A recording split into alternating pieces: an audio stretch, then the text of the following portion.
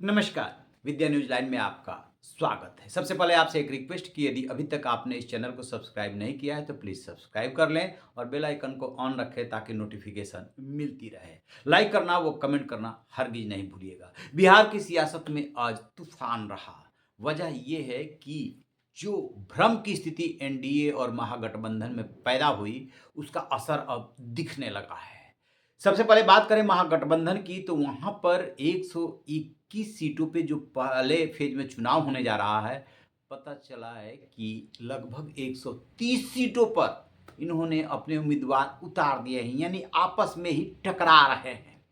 अब 21 अक्टूबर तक नामांकन पत्रों की जांच होनी है। इस बीच में यदि कोई सहमति बना करके इन लोगों ने अपने कैंडिडेट के नाम वापस ले लिए, तब तो ठीक है, और यदि नहीं ले पाए तो फिर अपने आप को ही ये हरा डालेंगे।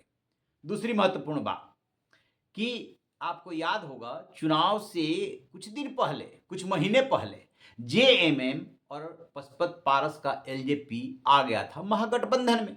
जेएमएम के साथ कांग्रेस और आरजेडी का झारखंड में गठबंधन है।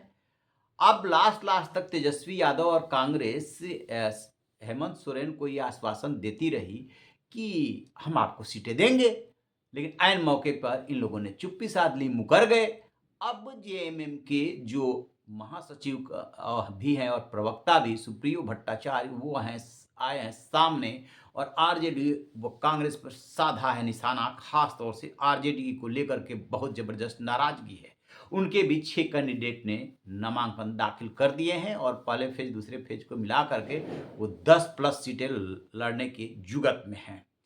दरअसल उन्हें भी अपनी पार्टी का विस्तार करना है और इसी नियत के साथ वो बिहार में घुसे थे, लेकिन आरजेडी ने उन्हें लिफ्ट नहीं दिया। आरजेडी के विधायक को उन्होंने झारखंड में मंत्री बना रखा है और इस बात को लेकर के सुप्रियो भट्टाचार्य ने बाकायदे आरजेडी, तेजस्वी यादव, लालू यादव को कोसा है कि हमारा व्यवहार वहां पर देखिए, हम बड़े भाई की भूमिका में हैं और अपना यहां पर देखिए, लेकिन अब हम चुप बैठने वाले नहीं हैं। बात करें यदि दूसरे पार्टनर यानी कि पशुपत पारस की, तो वो 33 सीटों पर उतार चुके हैं।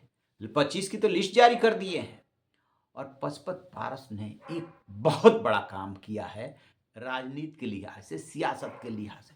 चुन चुन करके उन सीटों पर उम्मीदवार उतारे हैं जहां चिराग पासवान के कैंडिडेट उतरे हैं, यानी कि चाचा भतीजे में अब आमने सामने की होगी जंग और चाचा करेगा भतीजा से हिसाब बराबर।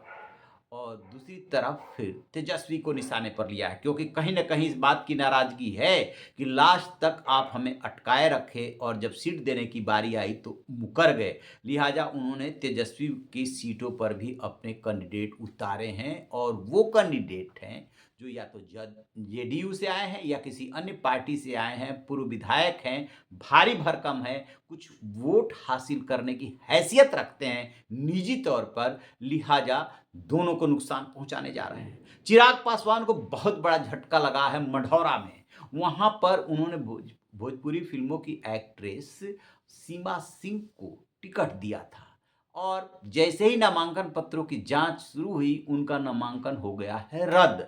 यानी कि बिहार में यदि विधानसभा की 243 सीटें हैं तो 242 सीटों पर ही लड़ पाएगा एनडीए।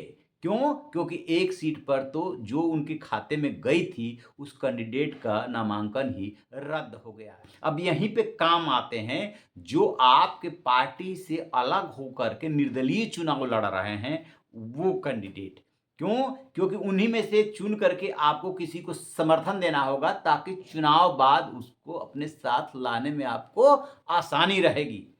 यदि वहां पर जेडीयू से बगावत करके, बीजेपी से बगावत करके या एलजेपी से बगावत करके कोई कैंडिडेट उतरा है और वो उस पर थोड़ा भरोसा किया जा सकता है, ऐसे कैंडिडेट की तलाश शुरू हो गई है। यानी कि शुरुआती दौर में ही चिराग पासवान को लग गया है बहुत बड़ा झटका। जहां एक एक सीट के लिए आपस में लड़ाई हो रही थी, चिराग पासवान सबसे ज्यादा अड़े हुए थे कि हमें तो 29 सीटें लेनी ही लेनी है। वैसे तो उनकी डिमांड 40 प्लस की थी, लेकिन 29 पे जो समझौता हुआ उसमें से एक सीट निकल गई। अब उनके पास सीटें बची है 28 और जो भी पार्टनर्स हैं, चाहे बीजेपी हो, जेडीयू हो, जीतन राम मांझी की पार्टी हो और उनकी उपेंद्र कुशवाहा की पार्टी हो राष्ट्रीय लोक मोर्चा, उसमें से कैंडिडेट देखे जा रहे हैं कि कौन है जो बगावत करके वहां से उतरा है, या कोई निर्दलीय ऐसा हो जिस पे भरोसा कर लिया जाए, ऐसे कैंडिडेट की तलाश हो रही है। तो लग गया चिराग पासवान को झटका, लग गया एनडीए को झटका।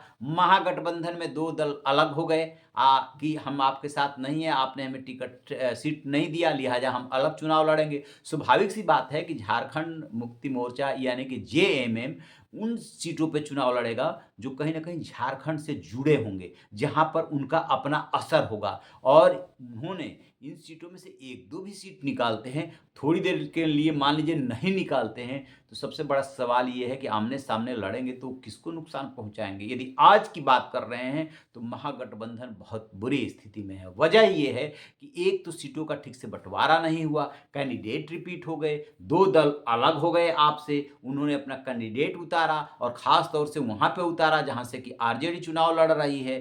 तो ये झटका धर झटका महागठबंधन के लिए है। और मुख्यमंत्री का चेहरा भी आप नहीं दे पाए हैं अभी तक। कांग्रेस ने तेजस्वी यादव को स्वीकार नहीं किया है सीएम के रूप में। वो चुनाव बाद आने वाले परिणाम से ये तय करेंगे कि तेजस्वी यादव मुख्यमंत्री बनेंगे या नहीं।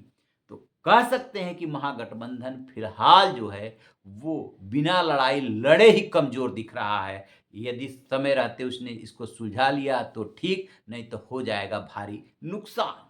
आपकी क्या राय है कमेंट बॉक्स में जरूर बताइएगा। Thank you.